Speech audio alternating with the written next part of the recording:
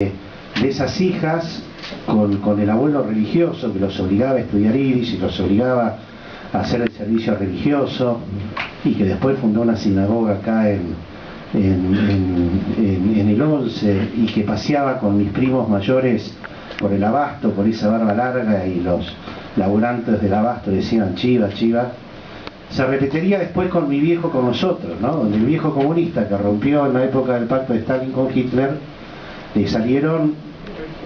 buena parte de sus hijos peronistas y montoneros. Esto yo ya lo viví y lo puedo contar, pero durante mucho tiempo lo pude contar en términos de enfrentamiento, digamos, ¿no? En términos de discusión en la cocina, en términos de que yo todavía tengo como una imagen estar a los 15 años en el living de la casa de los viejos en la Lucila, viendo por Canal 9 la transmisión del copamiento de Garín por parte de la FARC, y escuchar a mi viejo decir, bueno, a lo mejor esta es la única opción. Digo, mi padre, que era un mediano empresario, le estaba dando legitimidad a la lucha armada y a la violencia revolucionaria. Y mientras Gelbar fue el garante del pacto, las coincidencias de su hijo zurdo y peronista con Gelbar y con mi viejo eran buenas, y discutíamos de política, pero cuando la situación se pudrió, al toque nos empezamos a enfrentar y las discusiones volvieron a ser como muy duras. Digo, conmigo porque mi hermano mayor fue poco politizado, pero con Eduardo, que era el menor y que era militante de la UES, fueron como durísimas esas discusiones. Y yo recién me di cuenta, como mucho tiempo después, porque la dificultad de ese diálogo era en términos naturales, era imposible, era como muy duro. Yo me di cuenta como mucho después lo que había significado para mi viejo, igual que al abuelo, la sensación de fracaso porque sus hijos le hayan salido así. Y hace un par de años, o un año y pico atrás, en un asado que hicimos en mi casa, mi sobrino mayor, que venía de un periplo zapatista, cubano, venezolano, nos pusimos a discutir un mediodía. Estábamos los tres hermanos Blautin y Matías, y Matías era zapatista en México, castrista en Cuba, chavista en Venezuela, y acá era un gorila pero rebelde. Y de repente nos vimos discutiendo con Matías en términos exactamente iguales, con que mi viejo de haber discutido con su abuelo, y con que nosotros discutíamos con mi viejo, ¿no?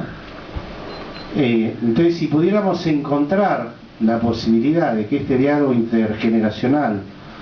no tuviera esto, que es una anécdota, pero que yo me acuerdo de la misma forma Augusto María Conte McDonald discutiendo con su viejo, o al inglés Ocampo, imposible discutir con los suyos, o al León Fischer discutir con los suyos, o al Cholo Merga discutir con los suyos. Pero yo me doy cuenta que mi experiencia personal, que probablemente debe ser distinta en aquellos sectores populares donde de laburantes peronistas ya se han salido hijos peronistas, yo digo, bueno, ¿qué pasará de aquí en adelante, ¿no? ¿Qué tipo de hijos políticos parirá Carta Abierta con la juventud de Carta Abierta, y cómo puede llegar a ser este diálogo entre los mayorcitos de Carta Abierta y los pibes de Carta Abierta? ¿Y qué es lo que uno quisiera poder reflexionar, sin que claramente, yo creo que es imposible que lo de uno no sea autorreferencial, y que al mismo tiempo uno pueda evitar ser paternalista? Porque yo creo que nosotros estamos tan marcados a fuego por nuestra propia experiencia generacional, que cuando yo creo que uno se preocupa, en realidad se preocupa porque se desespera, porque no quiere desearle a nadie que se pase por lo que uno pasó. Entonces me parece que hay una sensación de desesperación, que yo lo viví ayer en la Cámara de Diputados, en la comisión con los 40 diputados discutiendo la ley, donde uno no puede tener una sola sensación de optimismo todo el tiempo, vamos para adelante, que esta la ganamos, ni de pesimismo definitivo diciendo con esto vamos a la debacle, porque la realidad es terriblemente compleja, porque la realidad es terriblemente rica, porque el matrimonio nos tiene acostumbrados a estas características, como decía Muñoz, esto no es apto para cardíacos, porque nosotros mismos teníamos dudas de que Cristina mandara a Ariel al Congreso, y porque uno todo el tiempo le da la sensación de que podemos empujar la pelota al gol y siempre hay un defensor hijo de puta que está por sacar la pelota con la mano haciendo trampa, ¿no? Entonces como los chicos me pedían, como los muchachos me pedían que yo también pudiera compartir lo que había significado para mí hacer cazadores con los jóvenes, había un objetivo en Cazadores de Utopías que tenía que ver hacer cazadores para las nuevas generaciones, ¿no? En aquella época de historia, sacar aquella época de la historia de clandestinidad y cloaca, que era la década del 70, en la mejor época, en la época más gloriosa del menemismo, años 92, 93, con ese excepcional marketing de las privatizaciones y el consenso de las privatizaciones. Girotti se va a acordar lo que eran los actos de resistencia a las privatizaciones de Foetro, Aerolíneas Argentinas y YPF, ¿no?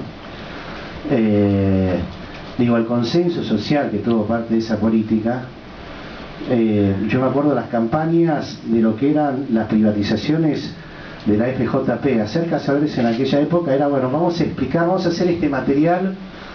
para que lo hicieran los jóvenes cuando uno no tenía saldado esa etapa, y cuando la mitad de los compañeros que uno entrevistaba para hacer esa película decían, no, Coquito, vos te quedaste en el 73, no, esto se acabó ya. Yo podría, una enorme cantidad de queridos y entrañables compañeros que tienen posiciones muy importantes en el gobierno, respetables, o compañeros que uno le ponía una cámara enfrente y no se acordaban dónde habían estado el 1 de mayo del 74, ni se acordaban dónde habían estado cuando el general los echó de la Quinta de Olivos porque los diputados renunciaron.